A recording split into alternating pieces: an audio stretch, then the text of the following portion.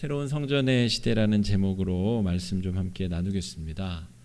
우리가 코로나19 이후의 시대를 지금 다각적으로 준비하고 있습니다. 우리 정치, 경제, 사회, 문화, 또 우리 종교를 비롯하여 각 영역에서 이 팬데믹 이후의 시대를 어떻게 살아가야 될 것인가에 대한 열심히 준비와 노력과 각고의 노력들을 우리가 기울이고 있다 할 수가 있겠습니다.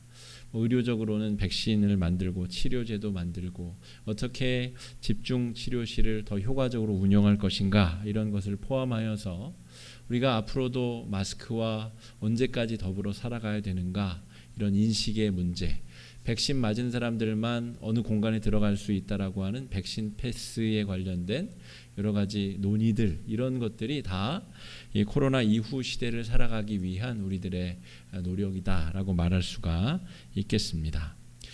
우리가 뜻하지 않게 이미 코로나19의 어려움이 우리를 덮쳐왔습니다. 마치 쓰나미가 덮치듯이 예상 못한 순간에 예상 못한 크기의 고통으로 우리를 덮쳤고, 그것을 이제 해결하고 수습하기 위한 노력들을 우리가 기울이고 있다고 볼 수가 있겠습니다. 예수님께서 활동하시던 당시, 예수님께서 공생애를 활동하시던 때에도 그 유대인들, 바리새인들, 종교 기득권자들, 종교의 기득권을 가지고 있었던 사람들도 아마 비슷한 느낌들을 받았을 것이라 여겨집니다. 예수 그리스도께서 오시기 이전과 이후가 아주 현격하게 달라지는 어떤 양상들이 펼쳐지고 있기 때문입니다.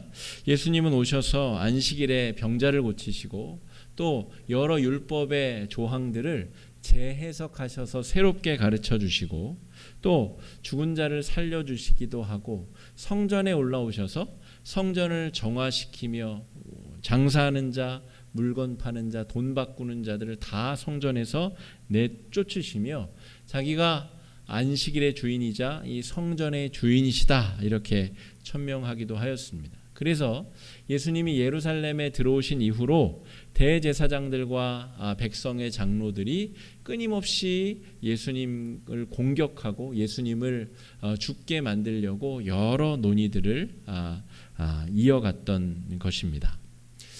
예수님을 따라다녔었던 제자들이 볼 때에 이런 현상들이 이해가 잘 되지 않는 것입니다.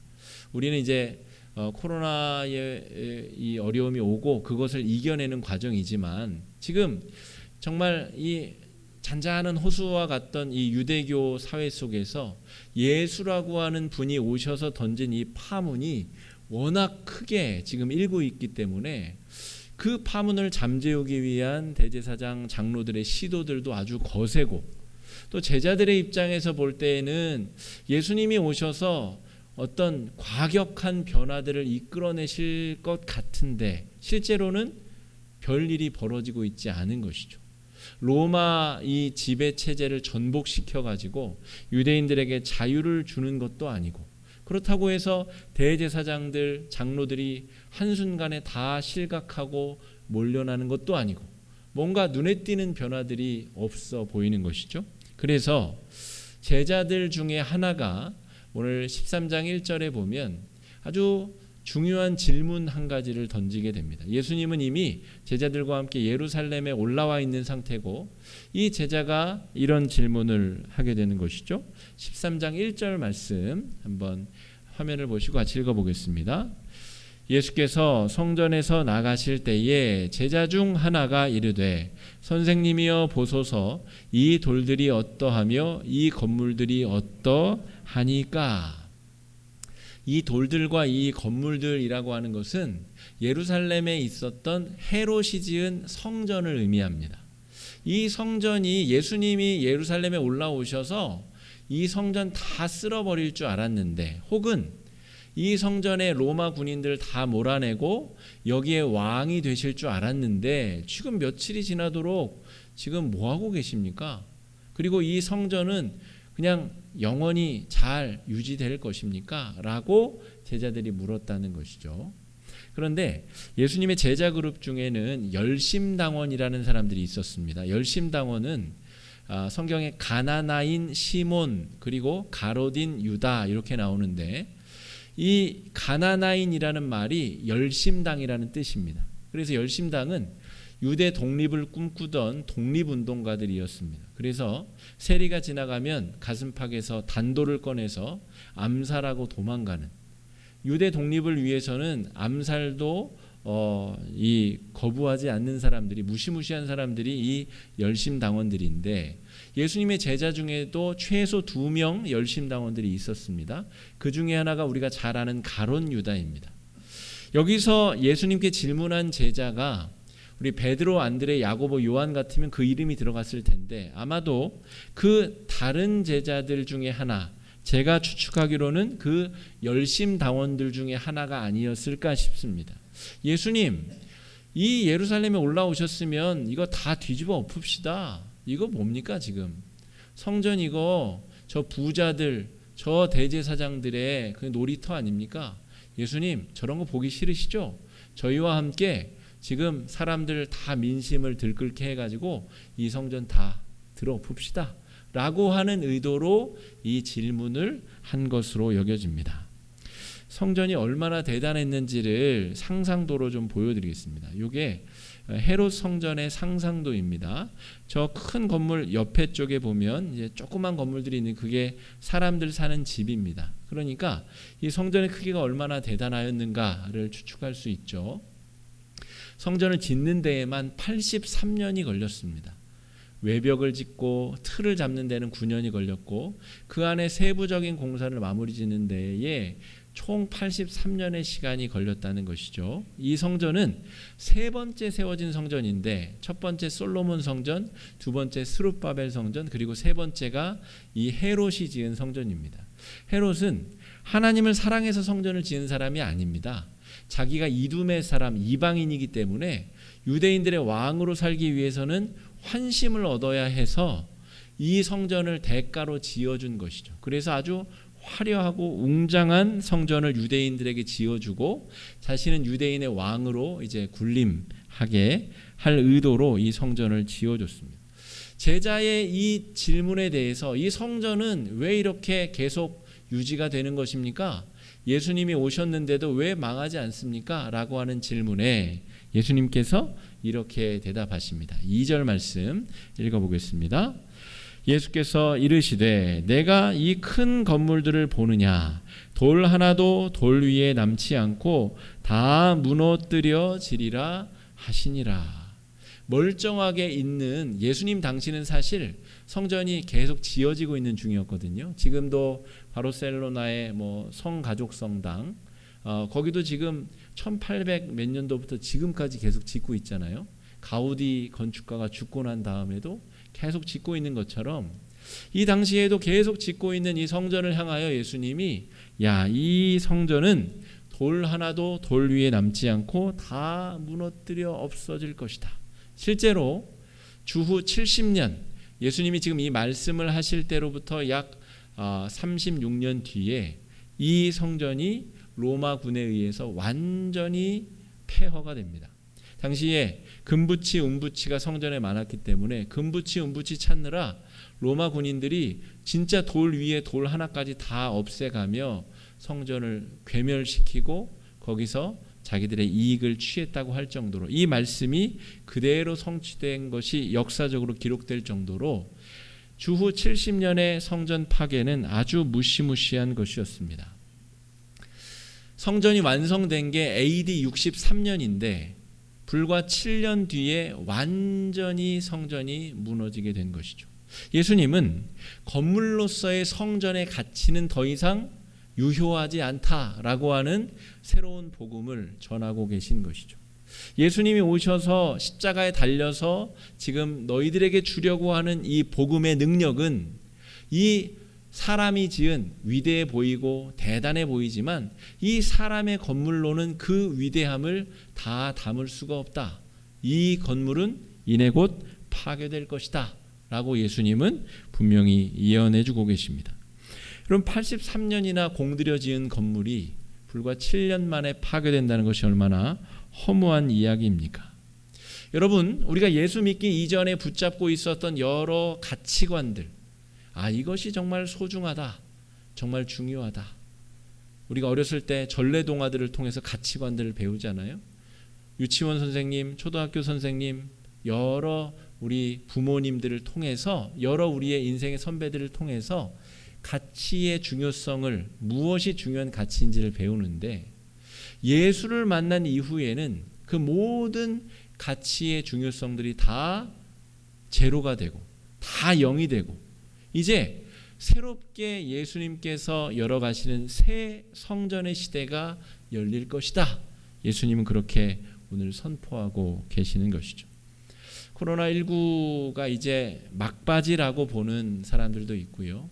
이제부터 새로운 시작, 새로운 도전이다 라고 말하는 전문가들도 있습니다.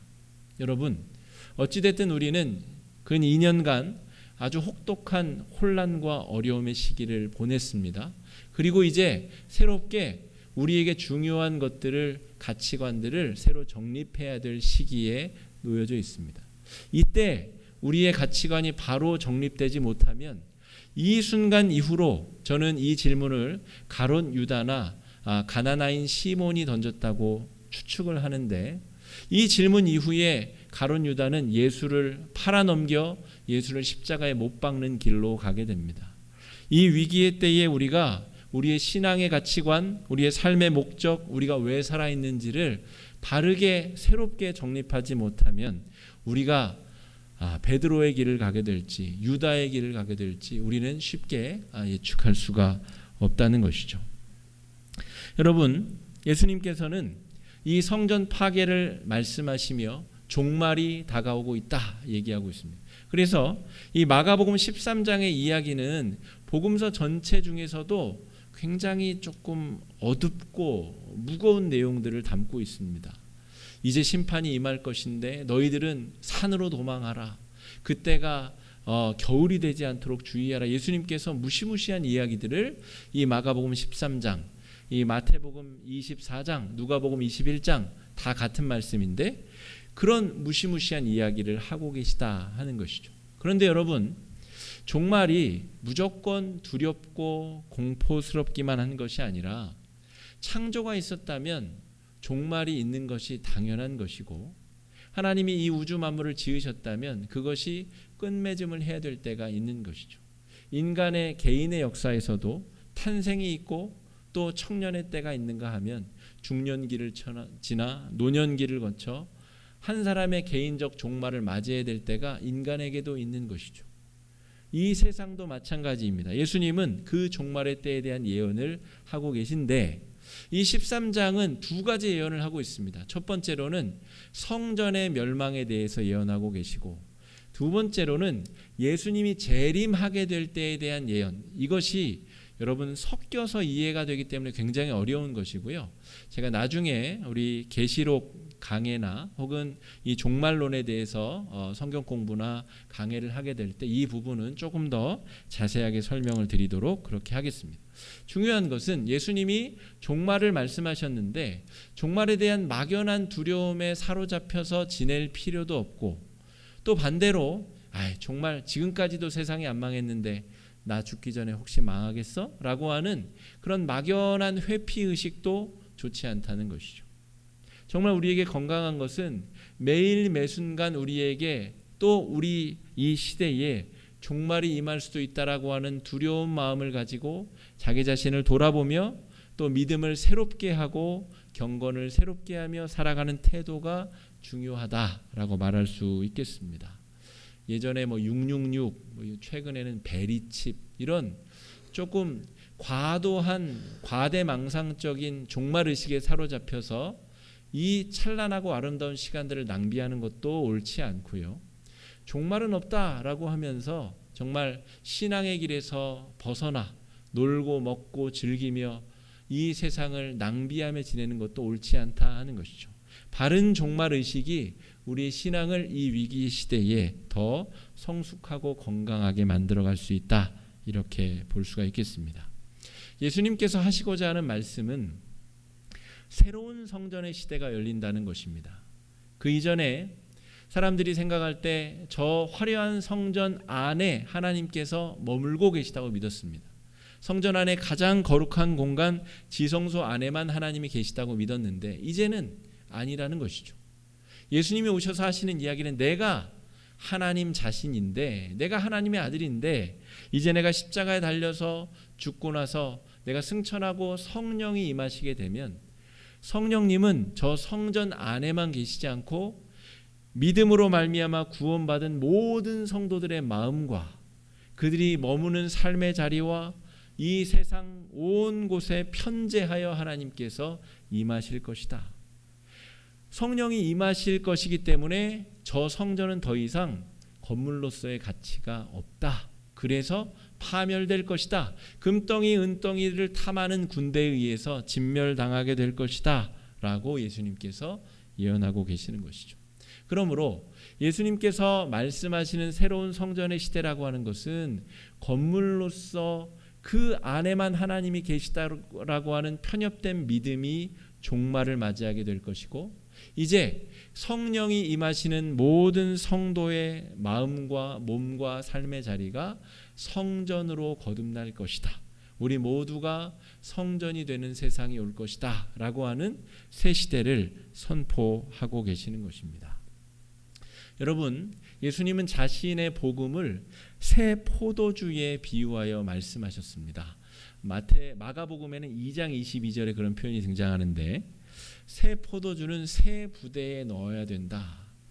여러분, 포도주는 이 발효가 되는 이 술이기 때문에 이 더 좋은 술로 되는 과정에 가스도 발생하고 발효가 되면서 그 생명력 때문에 엄청난 활동성을 가지게 됩니다. 그래서 이 낡은 가죽 부대는 굳고 견고해지기 때문에 오히려 그 활동성을 감당해낼 수 없어서 터져버리게 된다는 것이죠.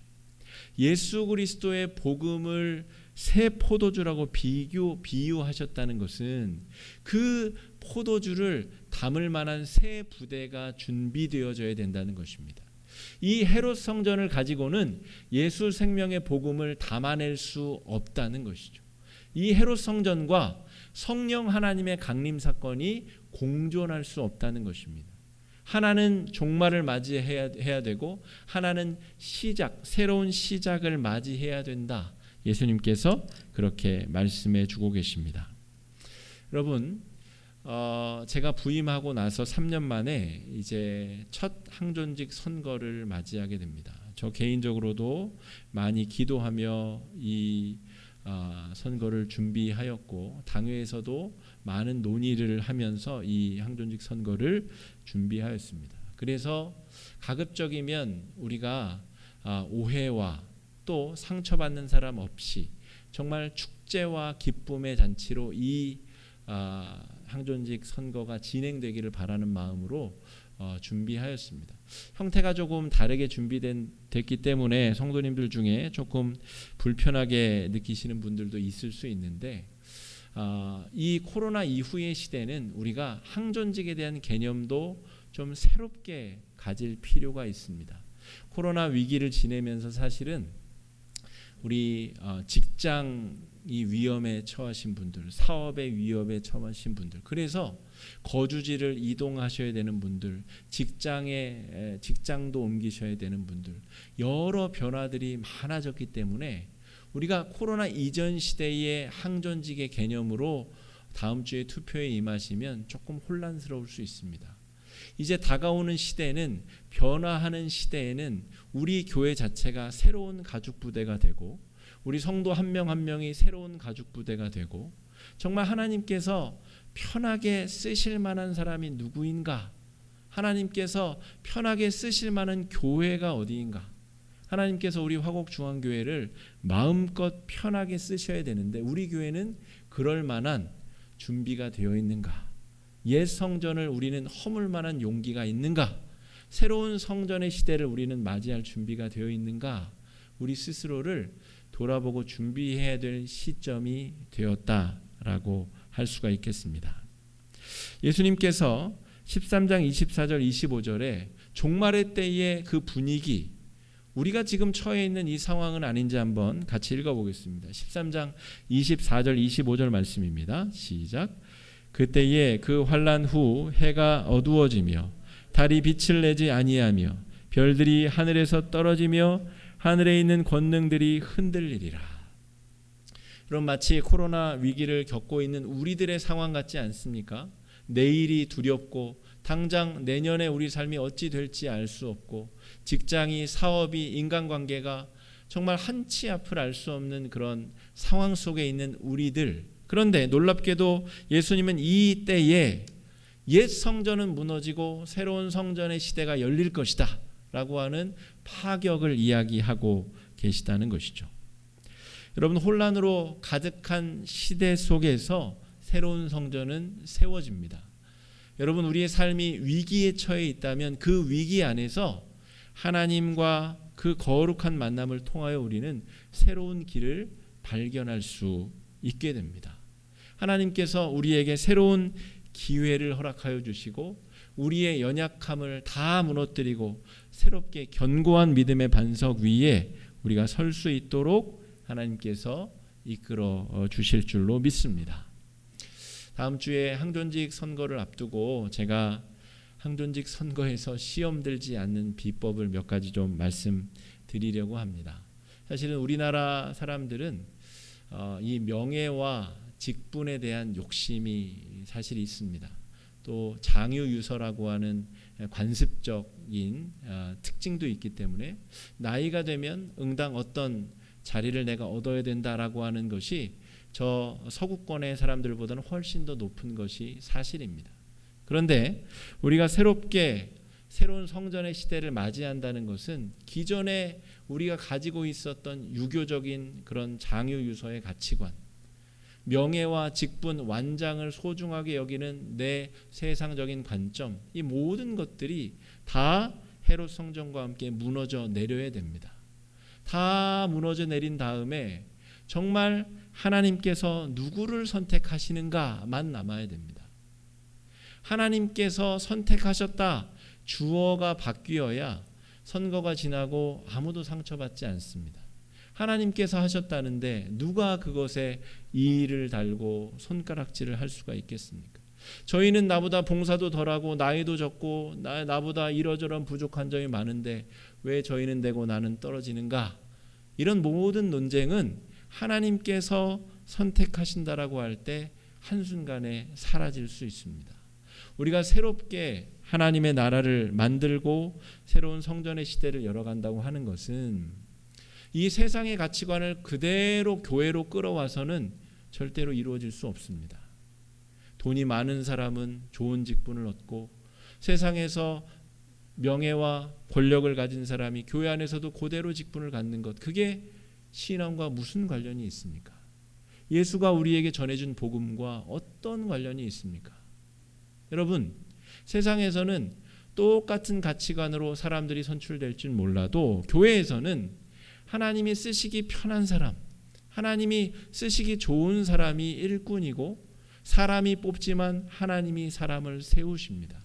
그러므로 하나님이 사람을 세우신다라는 명확한 기준 안에 우리는 다음 주에 항존직 선거를 맞이해야 될 줄로 믿습니다.